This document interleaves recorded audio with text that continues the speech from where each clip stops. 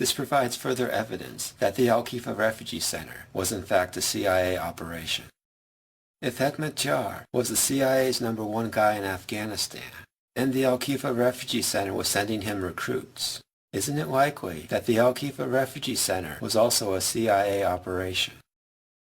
And in fact, according to Newsweek, the Al-Khifa Refugee Center in Brooklyn was run by the CIA.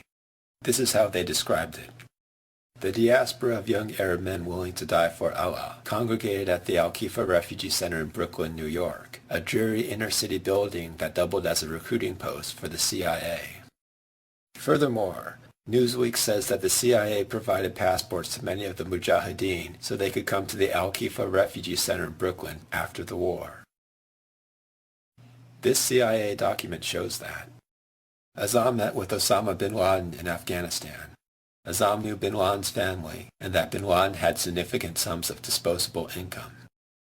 Azzam convinced bin Laden that he, bin Laden, had the ability to create a network that could significantly enhance Mujahideen abilities to recruit fighters and obtain contributions from around the Islamic world for the war efforts. Shortly thereafter, bin Laden joined Azzam in Peshawar, and they formed the Maktab al-Khidmat. In English, the phrase Maktab al-Khidmat means the Office of Services. Instead of saying the full name of Azzam's organization, the Office of Services to the Holy Warriors, people often shorten the name to the Office of Services, or Maktab al-Khidmat in Arabic. The important thing to note here is that the organization referenced in this CIA document is the same organization that Stephen Emerson is talking about. And remember that this organization is also known as the Al-Khifa Refugee Center. We can probably forgive Emerson for not mentioning that Osama bin Laden co-founded the Al-Khifa Refugee Center, as this video was aired in 1994, before most people knew who Osama bin Laden was. But the history of bin Laden in Afghanistan is important. To further understand this history, let's now take a look at a book written by Ahmed Rashid. The book is called Taliban. The book, of course, deals with the history of the Taliban. The book has been translated into 22 different languages. 1,500,000 copies of the book have been sold worldwide. The book is assigned reading in 200 universities throughout America and Britain. Chapter 10 of the book is called Global Jihad, the Arab Afghans and Osama bin Laden. The chapter contains the history of what Osama bin Laden did in Afghanistan during the 80s. Osama bin Laden went to Afghanistan to fight the Soviets. He is the son of Mohammed bin Laden, a Yemeni who emigrated to Saudi Arabia. While living in Saudi Arabia, Mohammed bin Laden founded a construction company, which is today known as the Saudi bin Laden Group, the largest construction company in the world. Mohammed bin Laden was a close friend of the late King Faisal of Saudi Arabia. Apparently, being friends with the Saudi royal family has its benefits. Bin Laden was able to become fabulously wealthy on the contract to renovate and expand the holy mosques of Mecca and Medina. His son, Osama bin Laden, played an important role in the war against the Soviets in Afghanistan. He led the Saudi contingent in Afghanistan. Pakistani intelligence wanted a Saudi royal prince to lead the Saudi contingent in Afghanistan. But no pampered Saudi prince was ready to rough it out in the Afghan mountains. Bin Laden, although not a royal, was close enough to the royals and certainly wealthy enough to lead the Saudi contingent. The fact that his family ran the largest construction company in the world came in handy. He was able to use personnel and equipment from the Saudi bin Laden group to build roads and depots for the Mujahideen in Afghanistan. In 1986, he helped build the Coast Tunnel Complex, which the CIA was funding as a major arms storage depot, training facility, and medical center for the Mujahideen. Osama bin Laden once told Ahmed Rashid that volunteers were trained by Pakistani and American officers at his training camps. He also told Rashid that the weapons were supplied by the Americans, the money by the Saudis. I mentioned these stories of CIA collaboration with Osama bin Laden because I have sometimes heard people falsely argue that the actions of Osama bin Laden in Afghanistan were somehow separate or independent from the actions of the CIA. These stories show that Osama bin Laden was in fact working closely with the CIA to defeat the Soviets. In addition to not liking the Soviets, apparently, Abdullah Azzam didn't like America either. The world today is arbitrarily ruled by Jews and Christians. The Americans, the British, and others. And behind them, the fingers of international Jewry with their wealth and their women and their media. Abdullah Azzam was the keynote speaker at what was called the First Conference of Jihad, held not in the Middle East, but in Brooklyn, New York. Azzam instructed his audience to wage jihad wherever they were, even in America. The jihad, the fighting, is obligatory on you wherever you can perform it. And just as when you are in America you must fast unless you are ill or on a voyage, so too must you wage jihad. As you can see from the video, Emerson is showing Masjid al-Farouk as the place where the first conference of jihad took place. The CIA knew about what was going on at the mosque and must have had it under surveillance. Perhaps the CIA didn't like what Azzam said about jihad in America because the following year he was killed. The killers have still not been identified, which in my mind makes it likely that they were working for a Western government. The death of Azzam, however, did not end the Al-Khifa Refugee Center, though it did result in a name change. According to Rashid, after the Soviets left Afghanistan, the Maktab would emerge at the center of a web of radical organizations that helped carry out the World Trade Center bombing and the bombings of the U.S. embassies in Africa in 1998. In other words, the Office of Services, otherwise known as the Al-Khifa Refugee Center, became Al-Qaeda. Rashid explains the name change on page 132 of his book. After the death of Azzam in 1989, Osama bin Laden took over Azzam's organization and set up Al-Qaeda, or military base, as a service center for Arab Afghans and their families. Emerson never says that the Al-Khifa Refugee Center became Al-Qaeda. Again, we can forgive him for this, as the video was published in 1994, and nobody had heard of Al-Qaeda at this time. Emerson does, however, talk about the expansion of jihad from Afghanistan to other places. Now, the enemy was no longer just the communists, but Jews, Christians, and moderate Muslims, who they accused of being part of a conspiracy to defeat Islam. Islamic holy warriors began launching terror attacks against Israel, Egypt, and Algeria. The militants' rage was not limited to their enemies in the Middle East. Increasingly, the Islamic holy warriors focused their anger on the West, especially America. Emerson talked to an FBI agent about this worldwide terrorist network that the CIA spawned. What is unique is the international nature, the connection all the way from North America, Europe, the Middle East, Pakistan, Afghanistan, over into Southeast Asia. It is much more global than any type of terrorist network that we've had to deal with in the past. I find it hard to believe that these Islamic fundamentalists can sustain this network without outside support.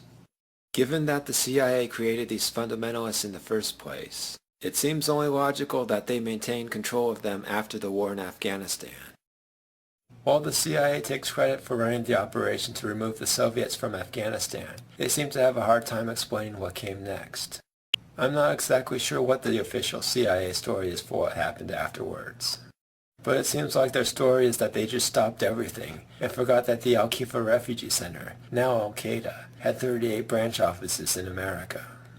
So after the war in Afghanistan, what happened to those 38 Al-Khifa refugee centers in America? These centers became clearinghouses and recruiting offices to support jihad around the world. If the CIA supported the Mujahideen in Afghanistan, isn't it reasonable to suspect that they supported them when they attacked other countries as well? Here's Charles Kogan trying to explain the actions of his former assets. Notice how nervous he is. We had really very few illusions. That's not to say that we could have predicted that some of these Mujahideen might have turned against the U.S. or the West later on. But as I say, our focus was on hitting and hurting as much as possible the Soviet forces in Afghanistan. I don't think we have really anything to be apologetic about. These were the fighting assets, and we had to aid them. What came later, came later.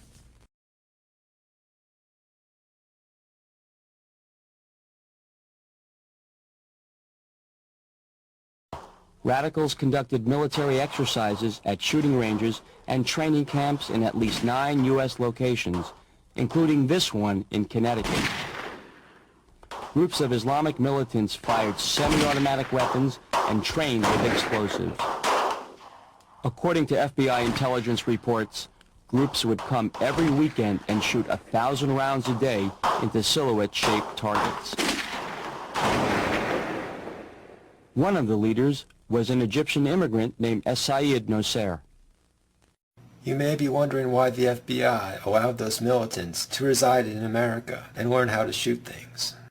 And of course the answer is they needed to learn how to shoot before going to Afghanistan to fight the Soviets.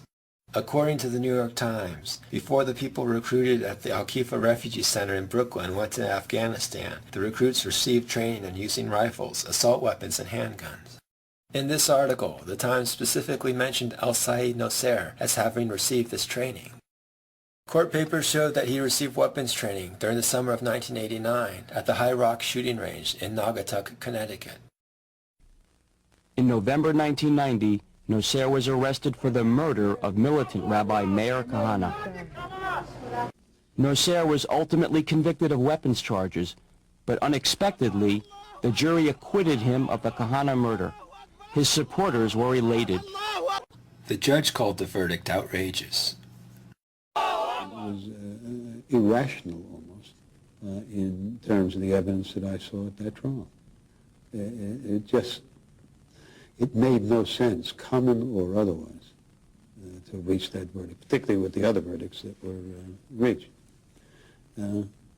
So I think it was outrageous.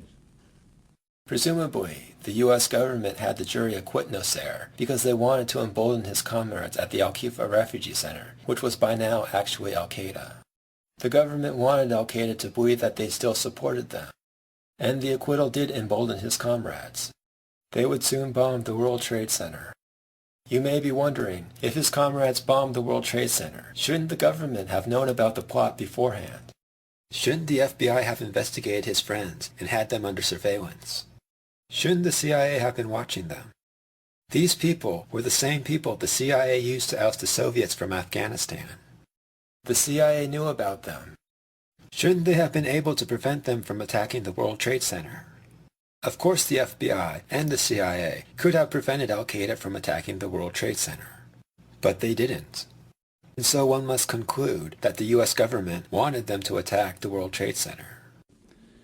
Even though Nosser had ties to an international radical network, police never investigated the possibility of a larger conspiracy. There was no indication at all of any conspiracy of a nature that has been spoken of. The facts indicate at this point it was a lone gunman who committed a homicide.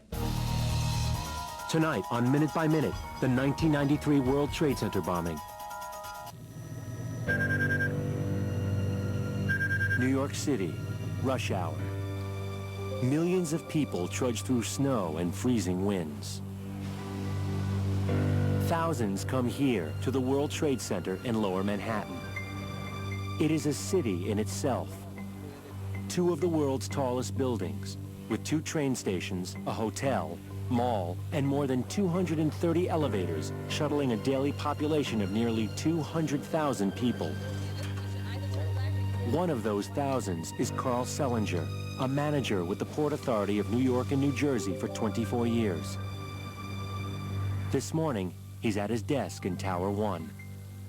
I work on the 65th floor, had a beautiful view out towards the Statue of Liberty, so it was like home. 7 floors above, the Port Authority's chief engineer, Gene Fasulo, is in his office on the 72nd floor. My role was basically to run the engineering function at the Port Authority. It was really a very busy day. Port Authority attorney Kathleen Collins enters her office on the 66th floor. 9 a.m. Thousands of other commuters stream out of the center's bustling train stations and into their offices. The Trade Center now teems with workers and visitors equaling the population of the entire city of Laredo, Texas. 10:10 a.m. A class of kindergartners makes its way through the huge glass revolving doors of Tower 2. They've come from Brooklyn on a field trip with their teacher, Rosemarie Russo. I had 14 children that day. We're going to observation deck upstairs to get a bird's eye view of New York. 56 miles away, across the Hudson River, stock trader Tim Lang starts up his Toyota 4Runner for the trip to his office in New York City. It was a trip he did not want to make. My partner called me that morning and asked me to come in that day. But I didn't see the point, and he eventually came around to convince me to come in. 11:15 a.m. 3 other men are also heading toward the World Trade Center. Iyad Ismail and Ramzi Youssef are driving a 10-foot yellow Ryder van. Following them is a car driven by Mohammed Salameh. The FBI has a file on Salameh. He is a known associate of reputed Islamic terrorists. Salameh had leased the van from a Ryder rental agency in Jersey City 3 days earlier and reported it stolen just yesterday. It now carries a 1,500-pound bomb made of urea nitrate and hydrogen. 11:55 a.m. The yellow Ryder van pulls into level B2 of the World Trade Center garage. Iyad Ismail steers it to an illegal parking space. Mohammed Salameh follows behind. Rosemarie Russo starts rounding up her 5-year-old sightseers on the Trade Center observation deck. Tim Lang pulls into the center's garage, 4 blocks from his office. In the Ryder van, Ramzi Youssef readies a fuse attached to the 1,500-pound bomb. On the 65th floor, manager Carl Sellinger leaves to get some lunch before his next appointment. Well, the Port Authority has a cafeteria on the 43rd floor. I figured that, well, let me go get some salad to bring back to my desk because I really wanted to prepare for this meeting. Gene Fasulo and 2 co-workers decide to go downstairs. So we were actually on our way to lunch, and we were going to catch up on the events of the last week or so. On the B2 level, Ramzi Youssef lights a fuse on the bomb. The fuse is encased in rubber, which suppresses smoke and allows for a 10 to 20-minute burn time. 150 feet away, the center's supervising engineer, Alan Reese, heads down the hallway to his office. I was going downstairs to the office to see some friends and just talk about what we were going to do this weekend and how things were going. 2 floors below, on B4, engineer Fred Furby finishes a job and tells his co-worker, Richie Walsh, to go upstairs to turn in their worksheets. I was telling him to go take the paperwork, turn it in, so they don't come down and bother us, you know? And I just was so insistent on it, so he wouldn't turn it in. 12:05 p.m. Youssef and Ismail jump into Salameh's car and speed out of the garage. 12:10 p.m. The fuse on the bomb has been burning for 6 minutes. Off-duty Port Authority detective Thomas McHale reads a newspaper on the Trade Center's concourse level as he waits for a train to New Jersey. McHale happens to be in the building for a doctor's appointment following a work-related injury. The morning I was actually off-duty. I injured my ankle, line-of-duty injury in the subway. Stock trader Tim Lang has found a parking spot. It's on the same level as the Ryder van, where the fuse has now been burning for 11 minutes. It's 12:17 p.m. I'd gotten into the elevator and pressed 65. I'm approached by an individual who asks for directions to the Newark train. We're waiting now for the elevator to come for us.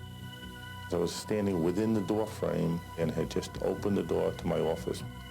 We entered an elevator on the 72nd floor. I was cutting insulation, you know, putting it on the cart. I was in my office, and my friend was coming up, and we were going to have pizza.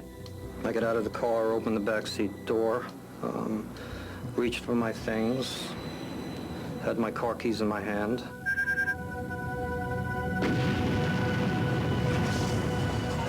The rental van detonates with a force equivalent to 800 pounds of TNT, tearing through 11-inch concrete floors in the bowels of America's famous landmark.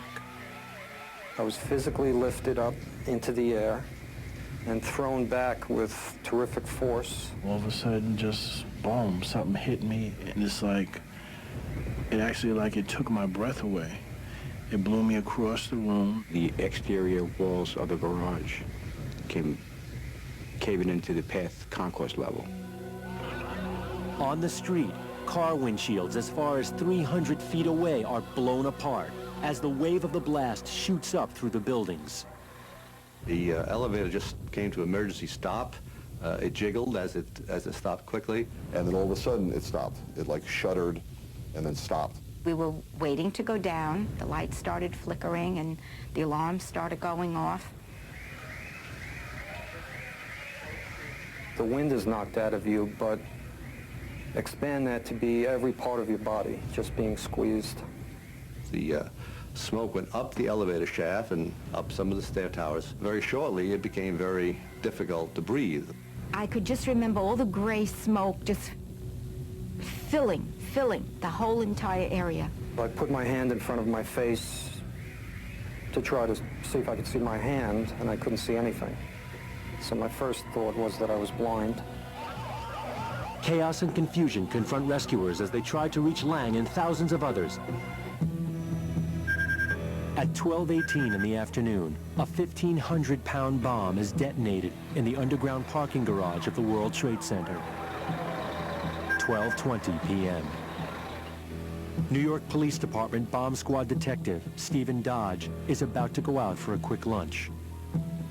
The phone call came in from the United States Secret Service telling us that there was a large explosion at the World Trade Center. 6 blocks from the Trade Center, while monitoring the police radio, Neil Herman, the supervisor of the FBI Joint Terrorism Task Force, hears about the explosion. At first, it was believed to be some kind of a electrical or transformer explosion. 12:26 p.m. It's a citywide alert. Within minutes, 750 firefighters and hundreds of law enforcement and emergency personnel, including Dodge, converge on the Twin Towers. There was mass confusion. People were running out of the building, ambulances were pulling up, fire trucks were pulling up. Police set up a command center on the street outside Tower 1. Smoke was emitting from every single floor. Blocks away, the FBI's Neil Herman realizes this is no ordinary explosion. As Sunday stretches into Monday and on into Tuesday, there are no other leads to the bombers. It's now a full 5 days since the blast. The trains at the World Trade Center are up and running, but still no real trace of the terrorists. FBI Special Agent Jamie Cedeno, an auto crimes expert, is called in and takes a look at the rubbing made of the encrypted dots found by Sadawi and Hanlon. When I looked at it, I knew immediately that we had a confidential VIN derivative sitting right there on that piece of paper. Cedeno immediately runs the number through the National Insurance Crime Bureau database. The NICB keeps a record of all cars manufactured and documents if someone has reported a vehicle stolen. Next thing you know, we've got registration information on a Ford van reported stolen at Jersey City PD on February 26th. I said, this is it. The FBI then traces the van's registration to a rider rental agency in New Jersey. The van was the same vehicle rented and reported stolen by Mohammed Salome. The next day, Salome arrives at the rental office in New Jersey to pick up his $400 deposit on the van. When he arrives, an agent greets Salome from behind the desk. But he is not a rider agent. He's an undercover agent with the FBI. Dozens of other agents are hiding everywhere, on the rooftops, behind trees, and in unmarked vans. The building is surrounded. There was a tremendous surveillance in place. There was a decision, a tactical decision made to apprehend him as soon as he came outside. FBI agents arrest Salome as he leaves the Ryder office, 6 days after a bomb tore apart the World Trade Center. Investigators are determined more than ever to find Salome's accomplices. Less than a month after the bombing of the World Trade Center in New York, 4 Islamic terrorists have been arrested. Mohammed Salome, the man who'd rented the van and driven the getaway car, Nidal Ayad, Ahmad Ajah, and Mahmoud Abu Halima. All 4 alleged conspirators are charged with the destruction of buildings by means of explosives causing death. The charges carry up to life sentences. A year to the day after the first arrest and the bombing, the jury reaches its verdict. All 4 defendants guilty on all counts. Judge Kevin Duffy sentences each bomber to a 240-year prison term. In 1995, 2 more terrorists are arrested. Ramzi Youssef and Iyad Ismail, the 2 men who had originally driven the Ryder truck. In 1997, they are also found guilty of conspiring to blow up the World Trade Center. Each is sentenced to life in prison. The bombers were all followers of Sheikh Omar Abdel Rahman, a spiritual leader of a fundamentalist Muslim group based in New Jersey. The Sheikh, who has been linked to Osama bin Laden, was convicted in a separate case for sedition and sentenced to life in prison in 1996. Nosair was brought to this holding cell in Lower Manhattan after his arrest. By then, detectives had searched his apartment and found 47 boxes full of personal possessions and papers. But investigators dismissed those papers as irrelevant religious materials. It was only after the bombing of the World Trade Center that law enforcement re-examined those papers and realized they had overlooked one of the largest collections of terrorist materials ever found in the United States. The papers included plans to blow up American skyscrapers. The documents would reveal that Nosair was at the heart of a worldwide terrorist network headquartered right here in the United States. Unfortunately, we had that information. It was there, and we didn't see it. Michael Cherkasky was the chief of investigations for the Manhattan District Attorney at the time of the bombing. And looking back at it, there was an enormous amounts of significant material in those boxes. Whether they were the precise plans, no, I don't think so, but were there very strong indications that this man and a group of compatriots were involved in terrorist activities which could ultimately lead to a disaster like the World Trade Center? The answer is yes. Only when we started looking at that material and we started finding things and seeing things clearly for the first time that we became agitated because, honestly, because we hadn't seen it before, and excited because, in fact, we now thought we had more of a clue about tracing the history of this group and more of an idea about what had actually happened here. The FBI claims they did not examine the documents Nosair had until after the World Trade Center bombing. It is not credible to argue that law enforcement would not read the documents they seized from a murder suspect. And in fact, I have proof that law enforcement did read Nosair's documents right after they seized them. A little over a week after Nosair murdered Kahane, the New York Times ran a story called FBI Investigates Groups of Zealots Who Praise Kahane's Slaying. Let's read the first 2 paragraphs from that story. The Federal Bureau of Investigation is scrambling to investigate the Muslim groups associated with the Masjid al-Salam Mosque in Jersey City, where al-Said Nosair, the man accused of killing Rabbi Meir Kahane, worshipped, according to high-level law enforcement officials. Although the New York City police say they believe Mr. Nosair acted alone, one law enforcement official said the investigation into Rabbi Meir Kahane's death had opened a window into several radical fundamentalist groups. Besides looking at possible links between these groups and the shooting of Rabbi Kahane last week at a Manhattan hotel, the FBI fears that these groups may be capable of terrorist activities at a time of heightened tensions in the Middle East, the high-level officials said. A little over a week after the New York Times said the arrest of Nocera had opened a window to several extremist Islamic groups, the FBI publicly contradicted that story. There is no evidence that Mr. Nocera is linked to any Mideast terrorist organization, District Attorney Robert M. Morgenthau said in announcing the indictment. Given the story that the Times published a week ago, this statement is ridiculous. So why did he make it? Why does the FBI insist that they did not read Nocera's documents when they obviously did? The CIA must have told the FBI to drop their investigation. The CIA did not want the FBI to destroy their terrorism network, which was now Al-Qaeda. This article proves that the government read Nocera's documents soon after the Kahane murder. The New York Times published this article about a month after the murder. If you look at the bottom of page 1 of this article, you will see Nocera's home also contained literature relating to guns, weapons and combat, including subjects such as bomb making, hand grenades, security and listening devices, arms in Afghanistan, explosive traps, how to teach yourself to shoot like an expert, the 9 don'ts of fighting discipline, and the guide to buying guns and ammunition. There were also files of articles about the assassination of Egyptian President Anwar Sadat and the attempt on Zaki Badr, the Egyptian Interior Minister. Clearly these documents are not irrelevant religious material.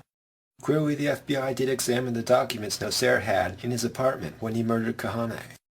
Or how else did the New York Times get a list of those documents? Is the FBI claiming that, hey, we did not look at these documents, but the New York Times did, and we don't read the New York Times, so we did not know that Nocera had this material. And notice that one document was called Arms in Afghanistan. Presumably, Nocera was given this document because he was involved in the war to oust the Soviets from Afghanistan. Again, that effort was run by the CIA. The fact that he had that document while living in America tends to show that he was working with the CIA. Now let's see what Emerson claims was in those boxes. The boxes included formulas for bomb making, detailed instructions on attacking aircraft, assassination targets, and even classified U.S. military documents. Presumably, the CIA gave him those classified U.S. military documents. Perhaps Arms in Afghanistan was one of those classified U.S. military documents. Again, the war to oust the Soviets from Afghanistan was a CIA operation. The fact that Nocera had these documents implies that he was working with the CIA to remove the Soviets from Afghanistan. Amazingly, Nocera continued to work for Al-Qaeda while he was in prison, and the U.S. government let him. This proves that our government wanted Nocera to carry out his acts of terrorism. From his prison cell, Nocera continued to organize the campaign of terror. Prison logs show that he met with several of the conspirators to help plan the World Trade Center bombing. So after not stopping Nocera from killing Kahane, the government allows him to organize the attack on the World Trade Center from jail. Somehow, the prison, which should be monitoring his communications with the outside world, just missed that part. He was a soldier when he shot Kahane, and in some ways his status was elevated to be a soldier, a trainer, an example, a martyr for the movement, who was allegedly continually demanding that the movement move forward, that they take more strident action, that he was sitting in jail for what he had done, and that others had to pick up the mantle. So while Nocera is urging his followers to kill more people, the prison officials, who should be monitoring these conversations, are doing what? Apparently, they were monitoring these conversations because the FBI did indeed have Mohammed Salameh under surveillance before he attacked the World Trade Center. The FBI began monitoring him after he visited al-Said Nocera in prison. The FBI sought to electronically eavesdrop on conversations in prison between al-Said Nocera, who was serving time in Attica State Prison in connection with the slaying of Rabbi Kahane, and Mohammed Salameh.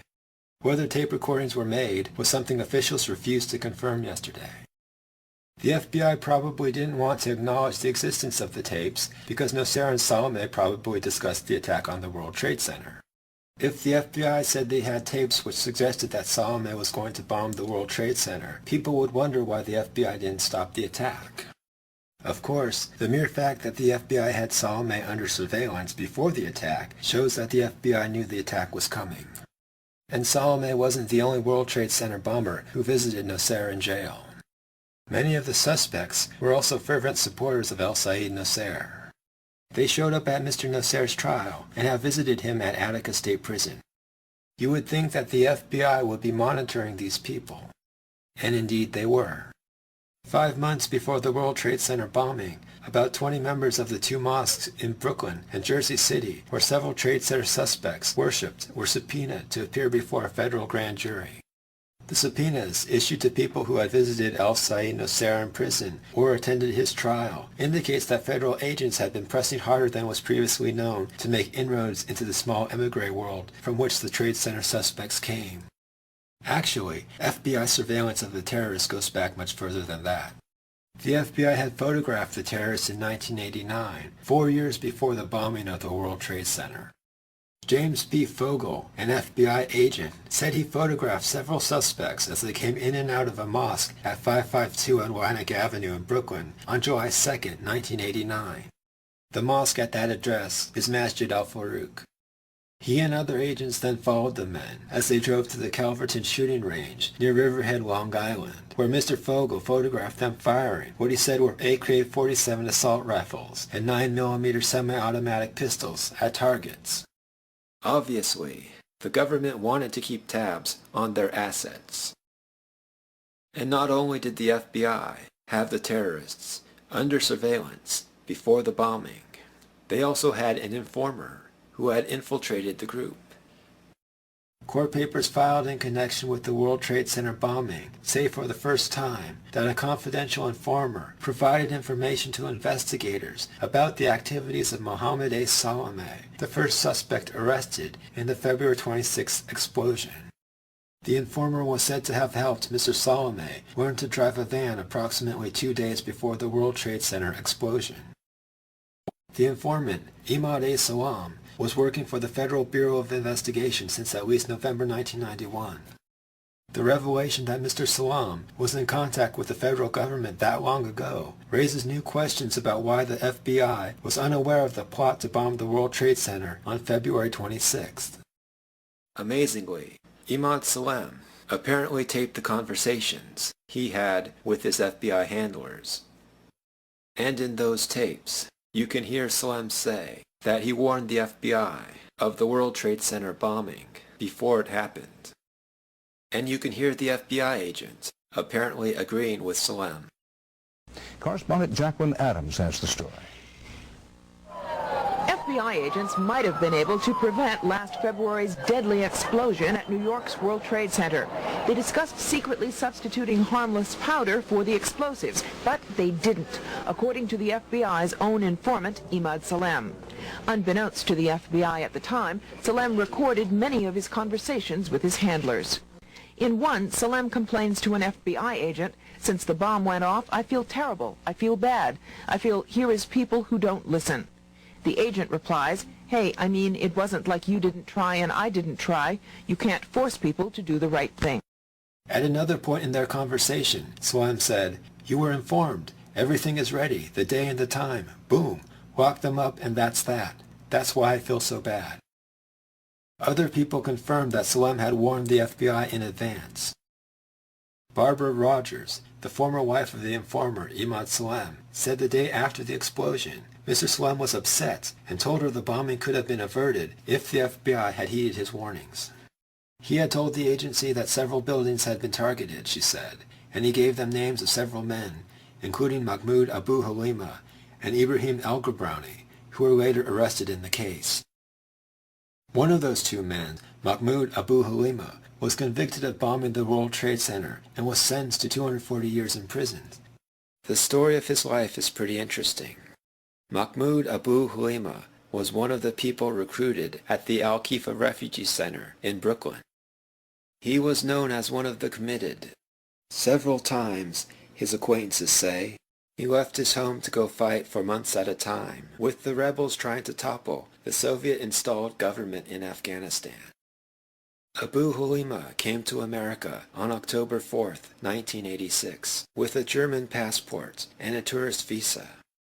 According to the New York Times, he overstayed his visa by 5 years, and it was not clear how he left and re-entered the country to go to Pakistan. Not queer how he left and re-entered the country? Let me guess. The CIA told immigration to give him a special exemption to enter and leave the country. While living in America, he worked as a cab driver. Nevertheless, Abu Halima became a permanent resident under a special exemption in the 1986 Immigration Reform Act, under which he claimed an exemption as an agricultural worker.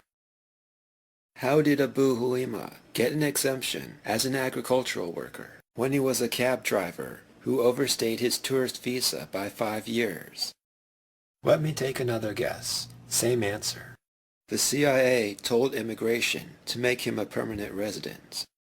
So the guy who the CIA presumably helped enter and leave the country on multiple occasions, using a tourist visa for 5 years too long, which allowed him to obtain permanent residency under a special exemption for agricultural workers when he was really a cab driver. That guy helped detonate a bomb at the World Trade Center. And the CIA didn't know about it? I don't think so. Not only did the U.S. government know about the World Trade Center terrorist network in Brooklyn, the Egyptian government also knew about that terrorist network. And they warned us about that terrorist network before the bombing.